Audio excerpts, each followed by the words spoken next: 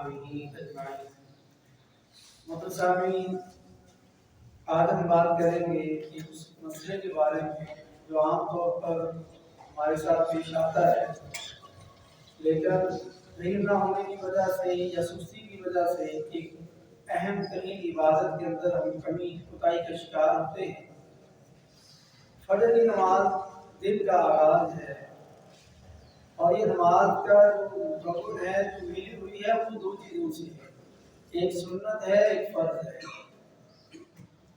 فجر کی نماز سے پہلے دو سنت پیارے نبی صلی اللہ علیہ وسلم نے پڑھی۔ اصل میں یہ دو نفل ہیں، اللہ تعالیٰ نے دو فرض نازل کیے، ان فرضوں سے پہلے یا بعد میں پیارے نبی صلی اللہ علیہ وسلم نے کچھ نوافل ادا کیے۔ تو فجر سے پہلے بھی پیارے نبی صلی اللہ علیہ وسلم نے دو نفل پڑھے۔ آپ کے پڑھنے کی وجہ سے ہمارے لیے یہ سنت بن گئی ہے، اس لیے ہم اس کو کہتے ہیں کہ فجر سے پہلے دو سنت پڑھی۔ اصل میں یہ نفل ہی ہے، لیکن چونکہ جو آپ صلی اللہ علیہ وسلم عمل ادا فرما رہے ہیں وہ ہمارے لیے سنت بن جاتا ہے۔ تو پیارے نبی صلی اللہ علیہ وسلم نے جب ان دو نوافل کو پڑھا، وہ ہمارے لیے امت کے لیے سنت بن گئی، اور اس کی اہمیت بیان کرتے ہوئے پیارے نبی صلی اللہ علیہ وسلم نے ارشاد فرمایا، رکعتا الفجر خیر من الدنیا وما فیہا، کہ فجر کی جو دو رکعتیں ہیں یہ دنیا جہاں میں جو کچھ ہے ان سب سے بہتر ہے، ان سب کے برابر نہیں کہا۔ ایک چیز یہ 100 روپے کی ہے، اس کے برابر آپ کو یہ ملے گا، یہ 1 کلو ہے، یہ بھی 1 کلو ملے گی، یہ برابر ہے، برابری نہیں کہا۔ میں فجر کی جو دو رکعتیں ہیں، یعنی جو دو سنتیں ہیں، خیر من الدنیا وما فیہا، کہ دنیا اور دنیا جہاں میں جو کچھ ہے، آپ کا مال و دولت ہے، سونا چاندی ہے، روپیہ پیسہ ہے، حسن و جمال ہے، عزتیں ہیں، بلندیاں ہیں، جو کچھ دنیا اور دنیا کے اندر ہے، ان سب کے برابر نہیں کہا، بلکہ ان سب سے بہتر ہے فجر کی دو رکعتیں ادا کرنا۔ یہ مقام ہے ان کا، یہ فضیلت ہے ان کی، یہ اہمیت ہے۔ جب ہمیں پتہ یہ چلا کہ فجر کی دو رکعتوں کی اہمیت اتنی زیادہ ہے کہ ہر چیز سے یہ بہتر ہے، تو پھر ہمیں سستی نہیں کرنی چاہیے، پھر ہم اس کام کے لیے جلدی آئیں اور جلدی ان کو پڑھیں، یا گھر سے پڑھ کے آئیں، جماعت کھڑی ہونے سے پہلے ان کو ادا کریں اگر یہ اجر لینا ہے۔ لیکن اگر سستی ہے، آپ کو رات کو بتایا گیا کہ فجر کی نماز میں فلاں مسجد میں جو بندہ تکبیر اولیٰ کے ساتھ نماز پڑھے گا، تکبیر اولیٰ کے بعد مسجد کا دروازہ بند کر دیا جائے گا، اور جو بھی تکبیر اولیٰ سے نماز پڑھے گا اس کو 1000 روپیہ انعام دیا جائے گا۔ یہ باہر بورڈ لگا ہو، بینر چھپے ہوں، اشتہار چھپے ہوں۔ تو کیا خیال ہے، فجر کی اذان سے پہلے بھی لوگ مسجد میں نہیں ہوں گے؟ میں یہ سمجھتا ہوں فجر کی اذان سے پہلے مسجد بھر چکی ہوگی۔ قاری صاحب نے اعلان کیا کہ جو تکبیر اولیٰ سے نماز پڑھے گا اس کو 1000 روپیہ دیا جائے گا، فل مسجد ہوگی۔ 1000 روپے کے پیچھے ہمیں رات کو بھی نیند نہیں آئے گی، صبح بھی جلدی اٹھیں گے کہ آج سب کو 1000 روپیہ مل جائے۔ اس کی قیمت بڑھا دیں، 1 لاکھ اگر اعلان کر دیا جائے کہ جو فجر کی نماز تکبیر اولیٰ سے پڑھے گا ہر نمازی کو 1 لاکھ روپیہ ملے گا، تو میرا خیال ہے کہ مسجد رات بھی بھر جائے گی کہ صبح اتنی بڑی رقم مل رہی ہے تو میں 1 سال میں بھی نہیں کما سکتا تھا، یہ تو ایک نماز میں مل گئی۔ ہمیں رات کو نیند نہیں آئے گی، اس کی اہمیت سمجھتے ہوئے ہم بہت جلد یا رات کو مسجد میں پہنچ جائیں۔ پیارے نبی صلی اللہ علیہ وسلم نے جو فرمایا کہ دنیا جہاں میں جو کچھ ہے ان سب سے بہتر یہ دو رکعتیں، اور ہماری سستی اس میں دیکھ لیں۔ اب ہم اجر بھی لینا چاہتے ہیں، اس ٹائم میں ہم مسجد میں ہوں اور 2 رکعتیں پڑھیں، ہمیں یہ اتنا بڑا اجر مل جائے، اور ہوتے بھی لیٹ ہیں اور کرتے بھی سستی ہیں، اور جب لیٹ ہو گئے، اب امام صاحب نے کہہ دیا اللہ اکبر، تکبیر اولیٰ شروع ہو گئی، تکبیر تحریمہ کہہ کے جماعت شروع ہو چکی۔ اب چونکہ میں لیٹ ہو گیا ہوں، مجھے واش روم جانا پڑ گیا، میں وضو کرنے لگ گیا، لیٹ اٹھا، لیکن اجر نہیں میں دینا چاہتا، چھوڑنا چاہتا۔ اعلان ہوا تھا کہ 1 لاکھ روپیہ اس کو ملے گا جو تکبیر اولیٰ سے نماز پڑھے گا۔ میں لیٹ آیا ہوں اور قاری صاحب سے لڑ رہا ہوں، مجھے 1 لاکھ ملنا چاہیے، میں جلدی گھر سے چلا تھا، تو کوئی بھی انتظامیہ والے آپ کو 1 لاکھ نہیں دیں گے کیونکہ آپ نے رول توڑ دیا ہے، آپ کو نہیں ملے گا۔ اعلان کے مطابق آپ نہیں چل رہے، آپ لیٹ ہو گئے۔ یہاں بھی اعلان کیا ہے کہ فجر کی 2 رکعتیں جو پڑھے گا اس کو یہ انعام ہے، لیکن آپ تو لیٹ ہو گئے۔ جماعت شروع ہو چکی، آپ کا حکم بدل چکا، اب آپ کو یہ فضیلت اور مقام نہیں مل سکتا۔ لیکن چونکہ میں لیٹ ہو گیا ہوں، اب میں چاہتا ہوں نہیں، امام صاحب جو بندی کیا کرے، میں نے پیچھے 2 رکعتیں پڑھنی ہے، پھر جماعت کے ساتھ آگے چلوں گا تاکہ مجھے وزن مل جائے۔ آپ کا یہ اجر ختم ہو چکا، آپ کی یہ آفر ختم ہو چکی، اب آپ کو یہ اجر نہیں مل سکتا۔ لیکن آپ آگے کے پیچھے 2 رکعتیں پڑھتے ہیں اور آپ سمجھیں کہ مجھے کچھ نہ کچھ حصہ تو مل جائے گا۔ یہاں پر سن لیجیے پیارے نبی صلی اللہ علیہ وسلم کا فرمان اقدس، آپ نے فرمایا الفاظ پر غور کیجیے گا، میں بعد میں الفاظ کو تھوڑا تھوڑا کر کے سمجھانے کی کوشش کروں گا۔ فرمایا اذا اقیمت الصلاۃ فلا صلاۃ الا المکتوبہ، کہ جب فرض نماز کھڑی ہو جائے تو اس وقت کے بعد پھر کوئی نماز نہیں ہوتی۔ یہاں پر جو پہلا صلاۃ ہے، 2 بار صلاۃ لفظ آیا ہے، پہلے صلاۃ میں شروع میں الف لام لگا ہوا ہے، اذا اقیمت الصلاۃ، اور یہ جو الف لام ہوتا ہے یہ جس طرح انگلش میں آپ کسی ورڈ کے ساتھ ٹی ایچ ای ڈی یا دال اس کی پروننسیشن ہے، یہ آپ لگاتے ہیں اس ورڈ کو خاص کرنے کے لیے، اسپیسیفک کرنے کے لیے، یہ خاص چیز ہے۔ ایسے عربی کے اندر بھی کسی ورڈ کے ساتھ جب الف لام لگ گیا گویا کہ آپ نے انگلش والا ٹی ایچ ای ڈی اس کے ساتھ لگا دیا کہ یہ خاص چیز ہے۔ یا شروع میں الف لام لگایا کہ اذا اقیمت الصلاۃ، کہ یہ خاص نماز ہے جو کھڑی ہوگی، یعنی فرض نماز، یہ عام نماز نہیں۔ آگے فرمایا فلا صلاۃ، یہاں نماز کے ساتھ صلاۃ کے ساتھ الف لام نہیں لگایا، یعنی پھر کوئی نماز تو آپ کی فرض ہو، پیچھے آپ کہیں میری رات کی رہتی تھی فرض کو پڑھ، میرے وتر رہتے ہیں، میری سنت رہتی ہے، میری تراویح رہتی ہے، میرا فلانا کوئی مسئلہ رہتا ہے، جب فرض نماز کھڑی ہو جائے فرمایا فلا صلاۃ، یہ نکرہ ہے، بغیر الف لام کے ہے، بغیر ٹی ایچ ای ڈی کے ہے، کہ یہاں پر اب کوئی نماز ہو سکتی نہیں، ہوگی نہیں۔ فلا صلاۃ، کوئی نماز نہیں ہے الا المکتوبہ، سوائے اس فرض نماز کے جو کھڑی ہو چکی، یہی اب نماز ہو سکتی اور کوئی نہیں ہو سکتی۔ لیکن آپ کہہ رہے ہیں کہ میں پیچھے پڑھوں گا، ضرور پڑھوں گا کیونکہ میں لیٹ ہو گیا، مجھے اجر چاہیے۔ آپ پڑھتے بھی رہیں گے، نہیں ہوگی۔ کیوں نہیں ہوگی؟ کیونکہ نبی کائنات صلی اللہ علیہ وسلم فرما رہے ہیں کہ اب کوئی نماز ہوگی نہیں چاہے آپ پڑھتے بھی رہیں۔ لیکن بندہ کہتا ہے کہ میں نے پڑھنی، بالکل اسی طرح جس طرح ایک بندے نے مولانا صاحب سے پوچھا کہ مولوی صاحب بغیر وضو تو نماز ہو جاتی؟ مولوی صاحب کہہ رہے نہیں ہوتی۔ کیوں نہیں ہوتی؟ میں ہن پڑھی، کیوں نہیں ہوتی؟ میں نے ہن پڑھی بغیر وضو، یہ آپ کی مرضی ہے کہ آپ بغیر وضو کے پڑھتے ہیں، لیکن ہوگی نہیں۔ بالکل اسی طرح جس طرح فرض نماز کھڑی ہو جائے آپ پیچھے پڑھتے رہے اور آپ دل کو تسلی دے رہے کہ میں نے 2 رکعتیں پڑھ لی، میری سنتیں ہوگی، نبی فرما رہے کہ نماز کوئی ہوتی نہیں۔ کیوں نہیں ہوتی؟ جس کام کے لیے اذان دی تھی اور جس کام کے لیے تکبیر کہہ دی گئی ہے، جس کام کے لیے تمام علاقے والوں کو، محلے والوں کو اکٹھا کیا گیا اللہ کے نام پر، کیا اس نماز کے لیے جو فرض اور جماعت کے ساتھ پڑھنی، مل کے پڑھنی، امیر نے کا فرق ختم کر دیا، اب سب اس صف کے اندر کھڑے ہو کر کے امام کی اقتدا کریں گے، اپنی مرضی کو پیچھے نہیں کر سکتے۔ لیکن آپ آ کے پیچھے پڑھ رہے، ایک تو آپ کی ہوگی نہیں، دوسرا آپ کو کیا ہے سنت کے پڑھنے کا اجر ملے گا، کبھی ہو نہیں سکتا۔ جو نبی کے فرمان کی گستاخی کرے، نبی کے فرمان کو چھوڑ دے، اپنی مرضی کرے، اللہ کو ایسے عمل کی ضرورت ہی نہیں جو اس کے نبی کے طریقے کے مطابق نہ ہو، اور ردی کی ٹوکری میں پھینک دیا جائے گا، اللہ کے یہاں قابل قبول ہو سکتا ہی نہیں۔ اور آپ نبی کے فرمان کی گستاخی کر لیں اور آپ پیچھے سنتیں پڑھ رہے، نبی فرما رہے نہیں ہوتی، بندہ کہتا نہیں میں پڑھ کے وہاں کی میں نہیں ہوتی،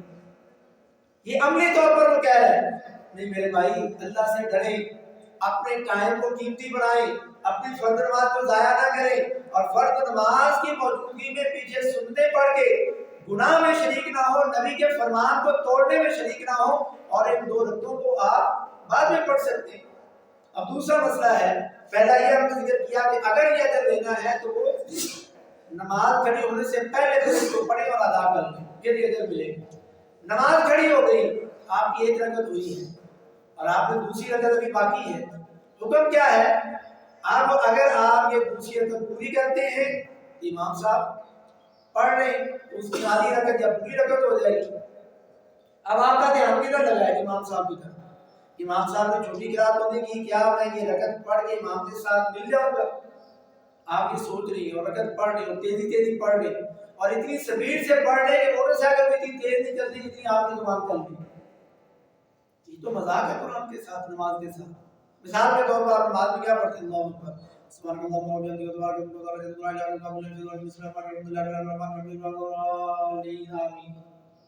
یہ جو آپ پڑھ رہے ہیں،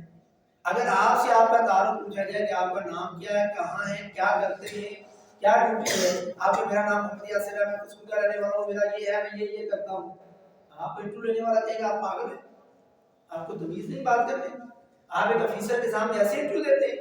آپ کو وہاں سے بھگا دیا جائے اور آپ شہنشاہوں کی شہنشاہ کے سامنے کھڑے ہیں اور آپ اتنی سپیڈ سے پڑھ رہے ہیں کہ آپ کو نہیں پتا چل رہا کیا پڑھ رہے ہیں۔ یہ تو گستاخی کر رہے ہیں آپ۔ ایسی نماز آپ کے منہ پہ دے ماری جاتی ہے جس طرح تو نے میرا بیڑا گرک کیا، اللہ تیرا بیڑا گرک کر دیا۔ نمازی ہے نماز پڑھنے والا، نماز سکون سے پڑھے۔ آج نمازیوں کی زندگی میں بھی سکون کیوں نہیں ہے؟ کیونکہ ہم نے نماز کو سکون سے پڑھنا چھوڑ دیا، نماز میں سپیٹیں لگا دی۔ یہ نماز نہیں میرے بھائیوں، اپنا نقصان خود نہ کریں۔ وما ظلمناہم ولکن کانوا انفسہم یظلمون، اللہ کسی پر ظلم نہیں کرتا بلکہ لوگ خود اپنی جانوں پر ظلم کر رہے ہیں۔ نمازی بھی ہے اور سپیڈ بھی تیز ہے، اب کیوں تیزی سے پڑھ رہا ہے؟ تاکہ امام کے ساتھ مل جائے۔ کہ اللہ کے بندے، آپ کو کس نے کہا کہ آپ امام کے ساتھ تیزی سے ملیں؟ جب فرض نماز کھڑی ہوگی آپ کی نماز نہیں ہوتی، سوائے بندہ تحیات میں بیٹھا ہے تو تکبیر ہونے تک، امام کے اللہ اکبر کہنے تک آپ تحیات پڑھ لیں گے تو آپ علماء کہتے ہیں اس کو پورا کر لیں۔